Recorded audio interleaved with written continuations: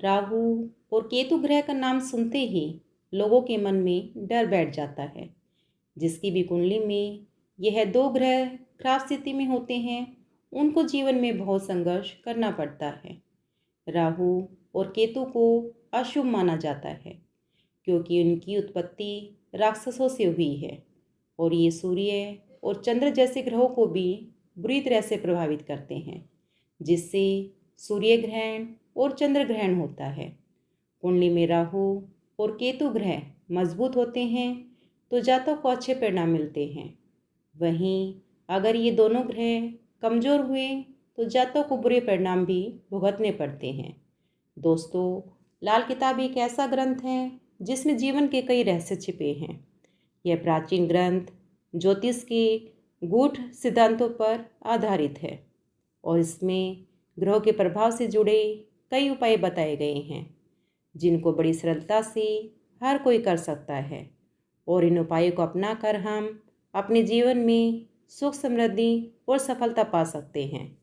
नमस्कार दोस्तों, मैं हूं एस्ट्रोलॉजर ललिता स्वामी और आपका स्वागत है मेरे चैनल एस्ट्रोलॉजी विद ललिता स्वामी में। माता रानी आप सभी को खूब समृद्धि और तरक्की दे और उनकी असीम कृपा और आशीर्वाद आप और आपके पूरे परिवार पर सदैव बनी रहे। दोस्तों, लाल किताब के अनुसार राहु को बुद्धि और केतु को शरीर का प्रतिनिधित्व करने वाला ग्रह माना जाता है। राहु और केतु दोनों शनि के सेवक माने जाते हैं, जो क्रमशः सिर और धड़ का प्रतिनिधित्व करते हैं। राहु और केतु पहले अलग अलग ग्रह नहीं थे। ये दोनों एक ही शरीर में जन्मे राक्षस ग्रह हैं। जब समुद्र मंथन हो रहा था तब देवता और दानव समुद्र मंथन से निकले अमृत को पान करने के लिए लड़ रहे थे। ऐसे में बाहुबल की वजह से अमृत कलश दानवों के पास चला गया था। तब देवताओं की प्रार्थना पर भगवान विष्णु ने मोहिनी अवतार लिया और दानवों को अपने रूप के मोह में बांध लिया। मोहिनी के मोह में दानव बेसुध हो गए और उन्होंने अमृत से भरा कलश भगवान विष्णु को दे दिया। भगवान विष्णु ने देवता को ये कलश दे दिया। देवता पंक्ति में बैठकर अमृत का पान कर रहे थे। ऐसे में एक राक्षस सवरभानु भी वेश बदलकर इस पंक्ति में था और धोखा देकर उसने अमृत पान कर लिया। लेकिन उसी वक्त सूर्य और चंद्रमा ने उसे पहचान लिया और भगवान विष्णु को उसकी सच्चाई बता दी। भगवान विष्णु ने क्रोध में आकर सवरभानु का सिर धड़ से रख कर डाला। क्योंकि सवरभानु अमृत का पान कर चुका था, इसलिए उसका वध नहीं हो पाया और उसका शरीर दो राक्षसों में बंट गया। उसका सिर राहु कहलाया और धड़ केतु कहलाया। क्योंकि सूर्य और चंद्रमा ने ही सवरभानु को देखकर उसकी सच्चाई भगवान विष्णु को बता दी थी, इसलिए राहु और केतु सूर्य और चंद्रमा से दुश्मनी रखते हैं और ये दोनों ग्रह समय समय पर सूर्य और चंद्रमा के ग्रहण का कारण बनते हैं। दोस्तों, ग्रह 7 होते हैं। राहु और केतु ग्रह ना होकर के ग्रह की छाया है, हमारी धरती की छाया या धरती पर पड़ने वाली छाया। लेकिन दोस्तों, छाया का हमारे जीवन में बहुत गहरा असर होता है। कहते हैं कि रोज़ पीपल की छाया में सोने वाले को किसी प्रकार का रोग नहीं होता है, लेकिन यदि बबूल की छाया में सोते रहे तो दमा या चर्म रोग हो सकता है। इसी तरह ग्रहों की छाया का हमारे जीवन में असर होता है। दोस्तों, राहु वह अदृश्य ताकत है जो धरती पर नज़र नहीं आती है, लेकिन वह ग्रहों से भी ज़्यादा ताकत रखती है, क्योंकि यह ताकत हमारे सबसे ज़्यादा पास रहती है। बाकी ग्रहों की ताकतें हमसे दूर रहकर अपना असर दिखाती हैं। दोस्तों, केतु वह ताकत है जो हमारे शरीर के अंदर, हमारे मन और दिमाग के अंदर हर तरह की हलचल का मालिक है। दोस्तों, राहु का स्थान हमारे दिमाग के अंदर है, हमारे दिमाग का जो ताना बाना है उसमें जो एकदम तेज़ी से विचार आते हैं वह है राहु। केतु का स्थान पूरे शरीर के अंदर माना गया है, पाँव के अंगूठे से लेकर गर्दन तक। दोस्तों, जन्म कुंडली में केतु वैसे ही चलता है जैसे जन्म कुंडली में राहु चलता है। यानी कि जैसे विज्ञान भी कहता है कि जिस प्रकार का हमारा दिमाग होगा, जिस तरह के आपके विचार होंगे, उसी तरह से आपका शरीर भी काम करेगा। जैसे कोई इंसान मरणावस्था में पड़ा हो लेकिन उसके अंदर जीने की तमन्ना है और वह जीना चाहता है और बहुत जल्दी ठीक होना चाहता है, तो उसे अपनी इच्छा शक्ति मजबूत करनी होगी। यदि वह सकारात्मक सोच रखेगा तो केतु यानी कि पूरा शरीर भी वैसा ही विचार रखेगा। यानी कि उसकी कैसी भी बीमारी हो वह जल्दी ठीक होने लगती है, सिर्फ मजबूत इच्छा शक्ति के कारण ही। इच्छा शक्ति दिमाग से पैदा होती है, लेकिन इसकी इच्छा शक्ति प्रबल ना हो तो उसके मन में ख्याल आता है कि जीवन में क्या रखा है, या मैं तो बचूंगा ही नहीं, तो शायद उसका पूरा शरीर भी वैसी ही प्रतिक्रिया करने लगता है। तो ऐसे व्यक्ति को बचाना मुश्किल हो जाता है। दोस्तों, बुध ग्रह हमारी बुद्धि का कारक है, लेकिन जो ज्ञान हमारी बुद्धि के बावजूद पैदा होता है उसका कारक राहु है। राहु का असर आप पर शुभ नहीं हो रहा है तो यह आपके दिमाग को खराब कर देगा। अचानक मन में आने वाले विचार भी राहु के कारण ही उपजते हैं। यदि आप तेज़ गति से बाइक या कार चला रहे हैं और रास्ते में बड़ा कोई पत्थर आपको दिखाई नहीं दिया, तो यह आपके दिमाग का कसूर है। मतलब यह है कि बीच रास्ते में पड़ा पत्थर राहु है। अचानक होने वाली दुर्घटना राहु के कारण ही होती है। किसी भी प्रकार का धुआं, गंदगी और खराब विचार राहु ही है। बात बात पर आपा खो देना राहु का ही खेल है। वाहन दुर्घटना, पुलिस केस या पत्नी से झगड़ा, ये भी राहु का खेल है।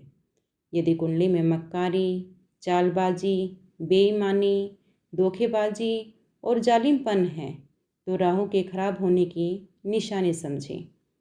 दोस्तों, राहु के खराब होने पर व्यर्थ के दुश्मन पैदा होंगे, सिर में चोट लग सकती है।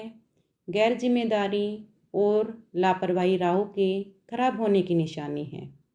ऐसा व्यक्ति शराब और अन्य नशों में लिप्त रह सकता है। राहु खराब है तो सोचने की ताकत कम हो जाएगी। दोस्तों, जन्म कुंडली में यदि राहु अशुभ है तो राहु की महादशा अधिकतर लोगों के जीवन में बर्बादी की राह पर ले जाती है। राहु की महादशा की शुरुआत होने पर जीवन में इस प्रकार के बदलाव आने लगते हैं, जैसे अचानक ही धन की हानि या बर्बादी होना, चिंता, तनाव और चिड़चिड़ा हो जाना, स्वभाव में नकारात्मक बदलाव होना, इलेक्ट्रॉनिक आइटम्स का बार बार खराब होना या चोरी हो जाना, दिमाग में बेतुके और गंदे विचारों का आना और हर किसी पर शक करना, अक्सर बीमार रहना या लंबी बीमारी लग जाना, घर में दीमक लगना या घर के कचरे को लेकर लड़ाई झगड़े हो जाना, व्यक्ति का गलत कर्मों में बुरी आदतों के प्रति आकर्षण का बढ़ना, घर में जंगली कबूतरों का घोंसला बनना, छोटे छोटे जंगली पेड़ों का घर या घर के आसपास उगाना, ज़्यादा कमाई करने के लिए गलत और उल्टे रास्ते को अपनाने की चाह का जगना, यह सभी लक्षण राहु की महादशा के होने की शुरुआती होने की पुष्टि करते हैं। दोस्तों, लाल किताब में राहु को मजबूत करने के लिए आप ये उपाय कर सकते हैं। चांदी का एक चौकोर टुकड़ा हमेशा अपने पास रखें। समय समय पर गंगा में स्नान करते रहें। शराब और मांस से बचे रहें। सफाई कर्मचारी को सिक्के का दान करें। ये सामान्य उपाय आप कर सकते हैं। और इसी प्रकार से दोस्तों, केतु के बारे में भी जान लेते हैं। दोस्तों, केतु के पास सिर नहीं है, ऐसे में दिमाग भी नहीं है, आँखें, कान, नाक और जीभ का भी अभाव रहता है। केतु की महादशा को देखा जाए तो मोटे तौर पर एक जैसी ही दिखती है। इस महादशा के दौरान अधिकांशतः जातक मोनोटोनस मोड में रहता है।